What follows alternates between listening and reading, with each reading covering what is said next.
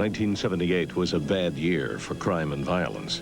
In Guyana, an extraordinary mass suicide took place as the Reverend Jim Jones persuaded 913 of his followers to drink poison.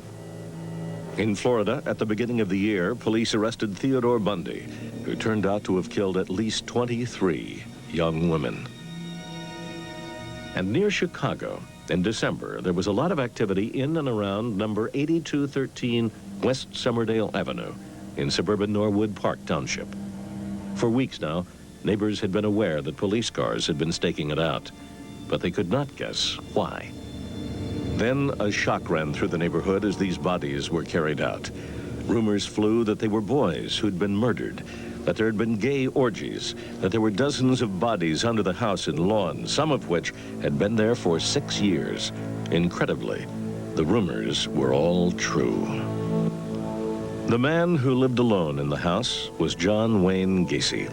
He was a roly-poly building contractor, known as a worker for charity, an ex-member of the Junior Chamber of Commerce, a pillar of the local Democratic Party, who sometimes dressed up as a clown to entertain the kids in the hospital. He was no trouble to anyone, as the police soon discovered when they talked to his neighbors, like Edward Grexa. Never a sound, not a sound, never. Not even, like they've asked about screaming or anything, never a sound out of that house. It's always been a quiet house. As his house and lawn were slowly torn apart in the search for more bodies, so his reputation disintegrated too. People who had been pleased to accept his donations and assistance now regretted the day they had their photograph taken shaking his hand. People like the mayor of Chicago, Michael Bilandic. But even the mother of one of the victims remembered her son's high opinion of John Gacy. He was a very nice man to work for, and he liked the kids, and my son told me he was a politician, and he says, boy, if you stick with that guy, you could go far. He's got a lot of connections. See, and this is what the boys liked about him. For charity, Gacy transformed himself into Pogo the Clown, and he had organized 3 events for President Jimmy Carter's re-election fund, where an embarrassing photo of him with the First Lady, Rosalind Carter, was taken. Still, the bodies emerged from their ghastly burial place. The search, briefly suspended for the 2 days of Christmas, had uncovered 18 young men by the 27th of December. The public read those gruesome headlines in disbelief.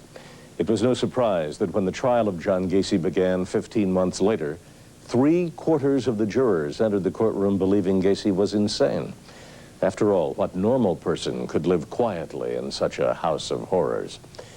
The defense fought hard to reinforce that opinion, even suggesting that Gacy had buried some of his victims while they were still alive. But as we'll see in this edition of American Justice, the prosecutors fought back with evidence that Gacy had methodically planned every grisly murder. They painted a picture of a master manipulator, a sadistic killer who for years hid his evil nature behind the guise of a good neighbor and loyal citizen. American Justice will return in a moment with John Wayne Gacy.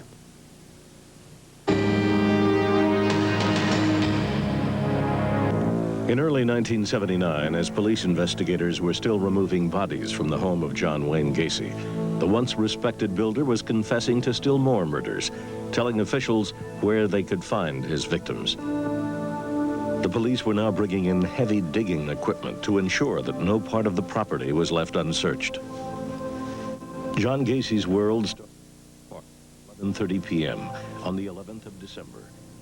Elizabeth Peast went to the Des Plaines police station. She asked them to check on her 15-year-old son, Robert, who had been missing since 9 o'clock. Robert had been in a local pharmacy when Gacy approached him and talked about needing boys to work for him. Robert told his mother he was going to see a man about a job. When she telephoned the pharmacy, they mentioned John Gacy. Contacted on the phone by the police, Gacy said, "I know the kid is missing, but that's not important to me." He was asked to go to the police station and finally arrived in the middle of the night, covered with mud.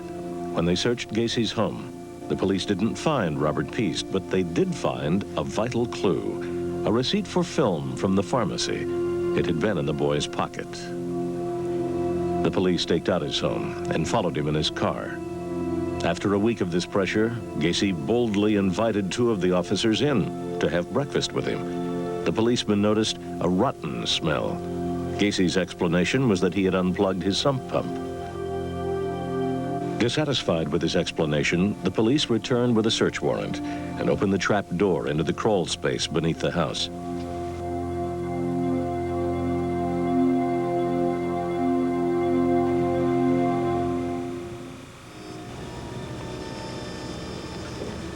Water had softened the dirt and disturbed what was buried there. To their horror, the police found 3 bodies and parts of others.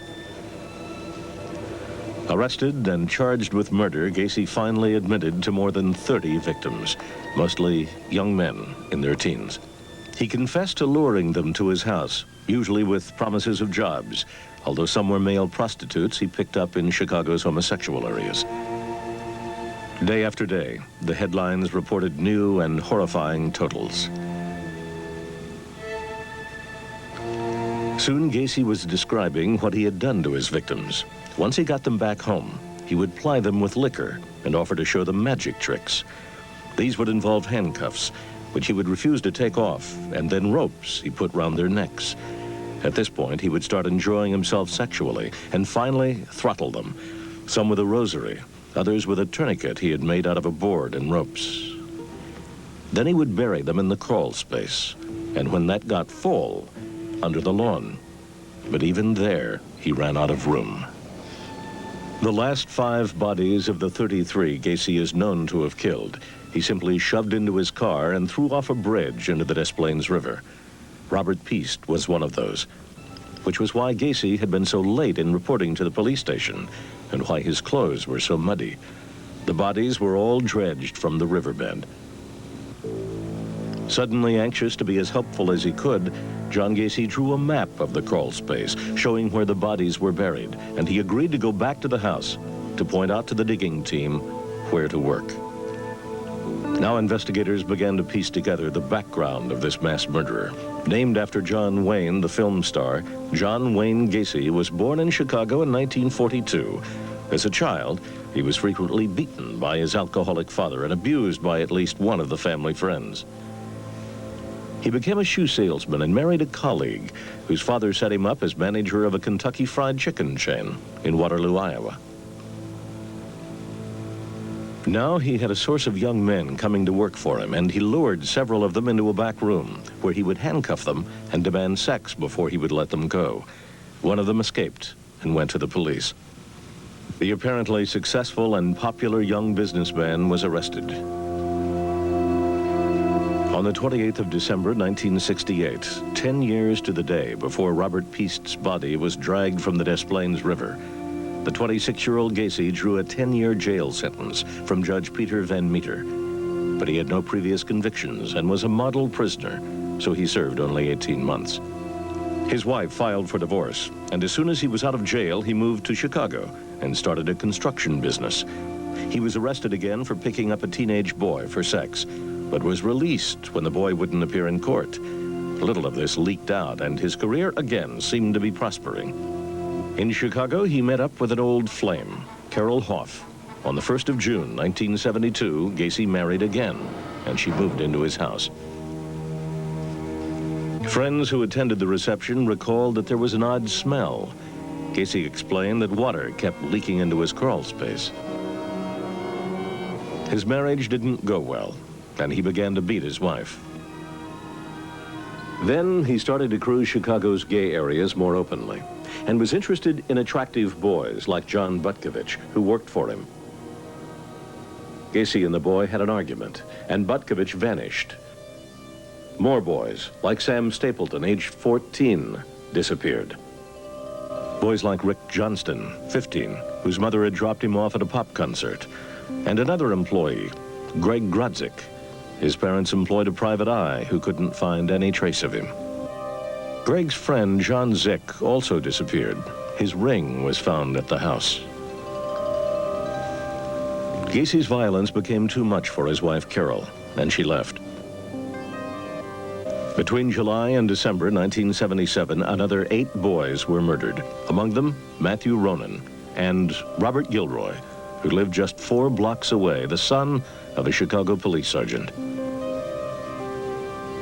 Robert Winch, age 16, went off to visit a friend and was never seen again. John Wayne Gacy will return in a moment here on A&E. John Wayne Gacy killed 33 people in 6 years, but the police had never realized there was a serial killer in their midst. Gacy had actually been arrested on the 6th of January, 1978, for sexually abusing a boy at gunpoint, but he was released when he claimed that the youth was a willing participant. After these facts came out, the police tried to explain how his murders had gone undetected for so long. When we in the Chicago Police Department first became aware of this gentleman 2 years ago, we put him under surveillance for over 30-some days, and we could never have, we never established probable cause that he was committing an offense.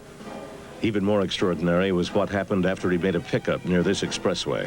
Jeff Rignall, the victim, later spoke out. I walked out of our apartment building, and which has a circular drive, and he headed me off at the sidewalk and commented on my suntan, of which I had just come back from Florida, and offered me to smoke a joint, and because it was cold, and I said sure, and I hopped in the car. Gacy chloroformed Rignall and subjected him to a night of rape and torture. Then he dumped him, bleeding but alive, in a Chicago park. When Rignall went to the police, they told him the chances of finding his attacker were almost zero. Rignall stubbornly staked out the expressway exit until he spotted Gacy's car. He traced the license plate number and sued Gacy in civil court. When Gacy countersued, Rignall settled for $3,000. Free to pursue more victims, Gacy grabbed 19-year-old Frank Landigan, who was thrown over the Kankakee Bridge into the river, as were Tim O'Rourke, James Mazzara, and Robert Peast, the killing that finally caught him. When he was arrested, Gacy tried to kill himself. He had to be strapped down and continually watched, while the Chicago authorities began legal proceedings. The Cook County Grand Jury this afternoon returned 7 indictments, charging John Gacy with the murders of 7 persons who have disappeared since the July of 1975. He's on another line, the sergeant is. Would you care to hold? From all over the country came calls from parents of missing teenagers wondering if their sons could be among the victims. The gruesome task of attempting to put together what was left of the bodies was a slow and painstaking one. Pieces of bone had to be found, tagged, assembled, and identified.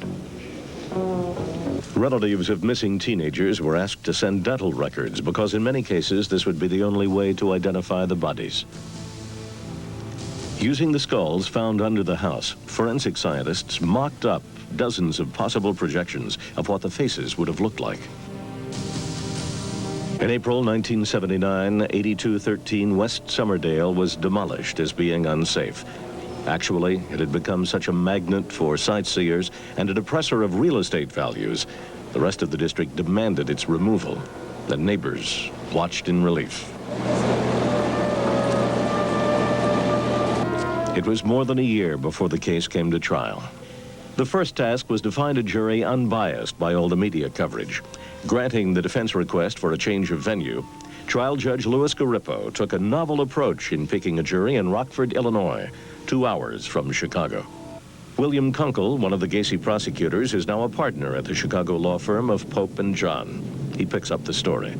And what Judge Garippo did was had himself assigned by the Supreme Court as a judge of that district. We went up to Winnebago County, selected the jury up there. Once the jury was sworn, he was transferred back to the Cook County District. The jurors were bussed in. It was going to be a sequestered jury by defense request anyway. So the thinking was, if you're going to lock them up in a hotel, you might as well lock them up in a hotel in Chicago as lock them up in Rockford. Gacy's lawyer, Sam Emiranti, didn't deny the murders, but decided that his client should plead insanity due to multiple personalities. On the 6th of February, 1980, the trial began at the Criminal Courts Building in Chicago. The lawyers made their opening statements in front of Judge Garippo, who had been one of the prosecutors in the case of Richard Speck, who killed 8 student nurses in 1966. Everyone who entered the courtroom was searched for weapons. For much of the trial, Gacy listened impassively to the catalog of evil. Defense lawyer Sam Emiranti claimed that Gacy was the character in the novel Dr. Jekyll and Mr. Hyde come to life. He told the jury, despite what psychiatric terms you put on it, he was so good and so bad, and the bad side of him was the personification of evil. He asked them not to decide with hate, revenge, passion, or fear, but to find Gacy not guilty by reason of insanity. The prosecution argued that Gacy knew what he was doing when he lured 33 young men into his home, and that he was totally responsible for his actions. When he chose in advance to have trenches dug, when he had the rope ready, when he had the handcuffs ready, he knew what was coming. It was not an unexpected rage attack or brief psychotic episode. It was a plotted, planned, rational murder. And once he did it, he hid the bodies in a way that would avoid discovery, and he was successful at it. And after that, he remembered it, as he told us in his oral statements about crimes committed as long ago as 7 years earlier. In great detail, he remembered it. The prosecution's case was that Gacy was a cold-blooded killer who was only pretending to have multiple personalities to bamboozle the jury. They contended that Bad Jack, the personality Gacy blamed for the killings, was an invention. The trial took 6 weeks, but the jury deliberations only lasted 2 hours. John Wayne Gacy was found guilty of more murders than anyone else in American history. Now the jury had to decide on the proper punishment. For the families of the victims, there seemed to be no doubt about the proper conclusion to this case. I hope he does get the electric chair. Then it'll make everybody feel better. I'm sure it'll make the other mothers feel better, too. Robert Peast's brother Ken agreed. There's only one solution now. What is that? I want him to see him go to the chair. The prosecution called Gacy the worst of all murderers, a man responsible for enough misery to last a century. The jury recommended the death sentence, responding to prosecutor William Kunkel's plea not to show sympathy, only justice. What I suggested to them was that if they allowed that man, John Gacy, to walk the earth, then indeed God help us all. The judge told the jury to make sure they were unanimous in their recommendation of the death penalty. Then he confirmed the sentence. The trial of John Wayne Gacy was over. But the book has not yet been closed on this horrifying case. On death row in Illinois, John Wayne Gacy has given press interviews, including one with Chicago reporter Walter Jacobson of WBBM TV. Emiranti never checked out my alibi defense. My business was so finely detailed, I could tell you where I was when I was out of town, what airline I used, what car agency I used. Everything is detailed, and that's what the FBI had checked into. If I was in those states and in those towns, then how the hell could I have been here when these crimes were committed here? Baloney. We had anywhere up to 8 signed documents from the day before, the day of, and the day after almost all of the killings that we had known dates for that would place him in the area and not out of town. So we were prepared to take on that. And I know you can be skeptic because all I'm saying is one-sided, and I'm not desperate about anything. If you don't believe any of it, then wait for the appeal. He's trying to create the illusion that there are new issues, that there's undiscovered evidence, that there's something new to bring forward, when in fact there isn't. I've had at least 40 people working on this, and of course nobody wants to hear it because the public was brainwashed into this monster image. Oh, Gacy did the whole thing, Gacy does this, Gacy does that. Hell, I'd have to be up 24 hours a day to do everything that I've been said to have done. I'm just as lovable and jokeable as I was back then. I have informed my attorney that if you can't get a new trial, don't stop the execution. Oh, really? I didn't know that. I am dead set because I figure if people don't want to know the truth and the honesty of it, if they want to be convinced or brainwashed into what they believe, then fine, then go ahead and kill me. But vengeance is mine, saith the Lord, because you will have executed somebody that didn't commit the crime. Moments after the death sentence was handed down, John Gacy and prosecutor William Kunkel spoke for the first time in the courtroom lockup. Kunkel had avoided Gacy for the duration of the trial, but now Gacy told him that the prosecution had done a brilliant job, and he said the jury had made the right decision in finding him guilty. Gacy has since taken back those words, as he did at various times during the investigation. He has recently claimed that someone else committed the murders and that he was merely the caretaker of the cemetery. But so far, that claim has gone unheeded by the state. More than a decade after his trial, Gacy has exhausted all but the last steps of his appeal process, and experts say he will probably be put to death in the next few years.